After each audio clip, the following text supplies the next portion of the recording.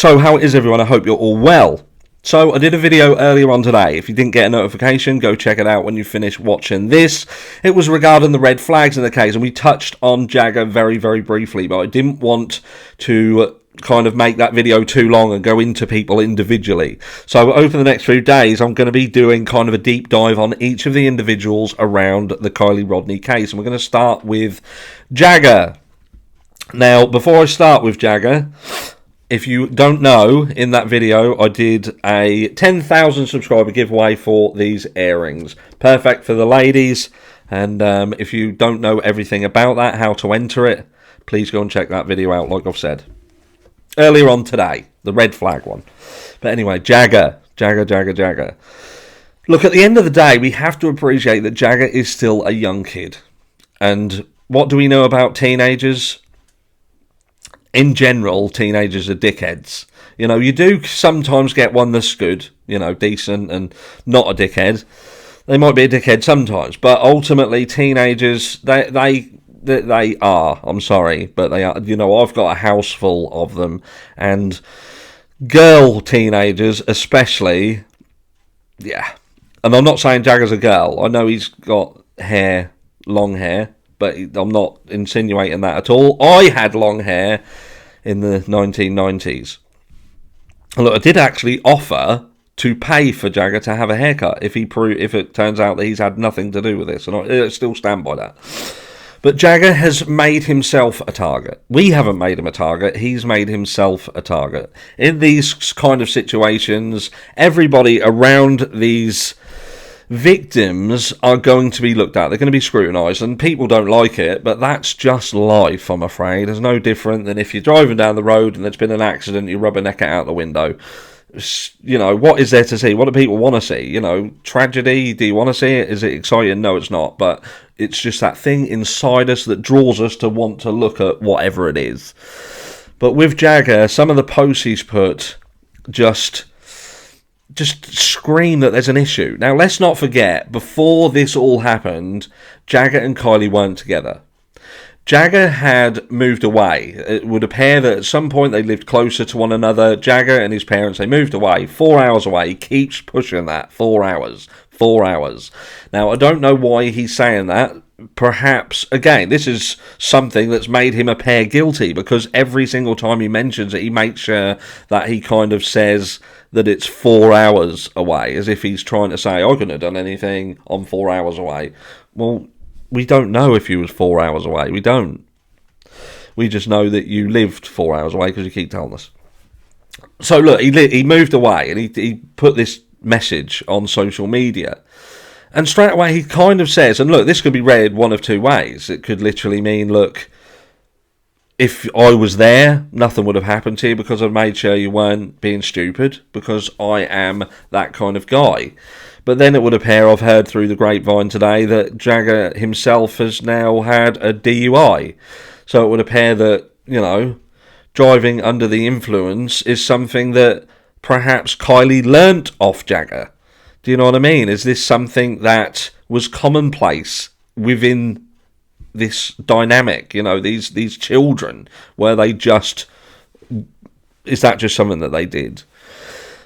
And he's, you know... but anyway, I digress. Yet again. At the end of the day, he'd gone, he'd moved away. They'd split up. He'd stripped Kiely off of his social media. There was nothing about her on there. There was nothing. It was as if she didn't exist. He'd moved on, moved away, and it was gone. It was the past. But then this happens, and all of a sudden he's rode in as if he is riding the wave of tragedy for himself.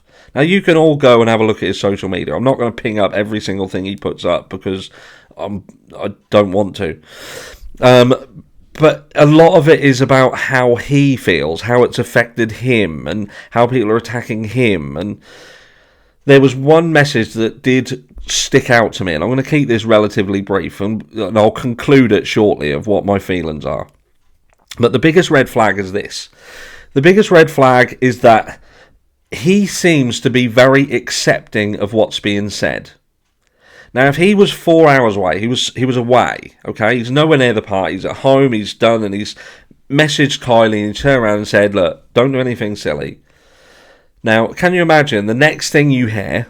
Because that was around 10:15 by the sounds of it. 10:15 was the last time that they spoke, and it was via text. Now, I could guess that Jagger probably tried to text her again after that, and perhaps he didn't get a response from it. I don't know, but the last time it would appear that he spoke to Kiely was around 10:15, 10:30. Now, all of a sudden, the next thing you hear is that she's missing. So that's the first thing you hear. She's missing.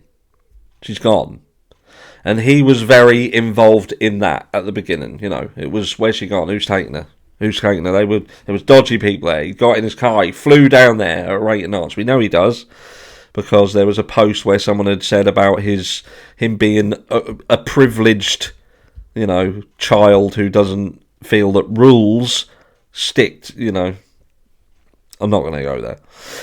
So yeah, he'd driven down there, got down there, and threw himself into it all. Got down there very, very quick. I don't think it took him 4 hours to get there. I'm just pointing that out. But he got there and made himself involved. But anyway, yada, yada, yada. Kiely is then found. She is then found in the vehicle. Now, he knows what we know, doesn't he? He knows what we know. So he knows that Kiely's vehicle went in there. He's hearing sort of rumours that she was drunk. She was so drunk that she could hardly walk and talk. But he has considered that she could drive. And she could drive fairly well because she can navigate off-road sort of terrain, you know, and then head down to the water and straight into a reservoir. And even when there was a witness that came out and said, but hold on, her vehicle, I attended it at 11 a.m. the following day. But Jagger's response, he'd initially said that was a load of bollocks, by the way. But then he'd put this, because someone had said about, was it him that was with her on that morning, on the 11 a.m. And this is his response. So how the fuck could I have been with her when her car was in the water? How does he know that a car was in the water? Truly, how does he know?